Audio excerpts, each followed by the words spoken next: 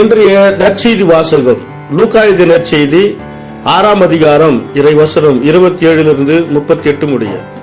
நான் சொல்வதை கேட்டுக்கொண்டிருக்கும் உங்களுக்கு கூறுகிறேன், உங்கள் பகைவரிடம் அன்பு கூறுங்கள், உங்களை வெறுப்போருக்கு நன்மை செய்யுங்கள், உங்களை சபிப்போருக்கு ஆசை கூறுங்கள், உங்களை இழந்து பேசுவோருக்காக இறைவனிடம் வேண்டுங்கள், உங்களை ஒரு கன்னத்தில் அறைபவருக்கு மறு கன்னத்தையும் திருப்பி காட்டுங்கள், உங்கள் மேலுடை எடுத்துக்கொள்பவர் உங்கள் அங்கேயும் எடுத்துக்கொள்ள பார்த்தால் அவரை தடுக்காதீர்கள். உங்களிடம் கேட்கும் எவருக்கும் கொடுங்கள், உங்களுடைய பொருட்களை எடுத்துக்கொள்வோரிடமிருந்து அவற்றை திரும்ப கேட்காதீர்கள். பிறர் உங்களுக்கு என்ன செய்ய வேண்டும் என்று விரும்புகிறீர்களோ அதையே நீங்களும் அவர்களுக்கு செய்யுங்கள்.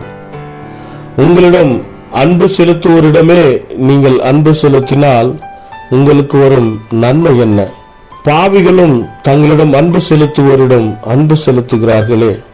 உங்களுக்கு நன்மை செய்பவர்களுக்கு நீங்கள் நன்மை செய்தால் உங்களுக்கு வரும் நன்மை என்ன? பாவிகளும் அவ்வாறு செய்கிறார்களே.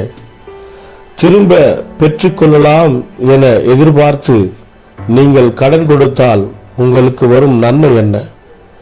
ஏனெனில் முழுவதையும் திரும்ப பெற்றுக்கொள்ளலாம் என்னும் நோக்குடன் பாவிகளும் பாவிகளுக்கு கடன் கொடுக்கிறார்களே. நீங்கள் உங்கள் பகைவரிடமும் அன்பு செலுத்துங்கள், அவர்களுக்கும் நன்மை செய்யுங்கள், திரும்ப கிடைக்கும் என எதிர்பார்க்காமல் கடன் கொடுங்கள், அப்போது உங்கள் கைமாறு மிகுதியாயிருக்கும், நீங்கள் உன்னத கடவுளின் மக்களாயிருப்பீர்கள். ஏனெனில் அவர் நன்றி கெட்டோருக்கும் பொல்லாதோருக்கும் நன்மை செய்கிறார்.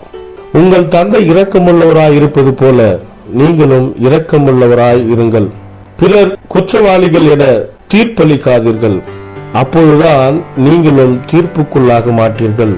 மற்றவர்களை கண்டனம் செய்யாதீர்கள், அப்போதுதான் நீங்களும் கண்டனத்துக்கு ஆளாக மாட்டீர்கள்.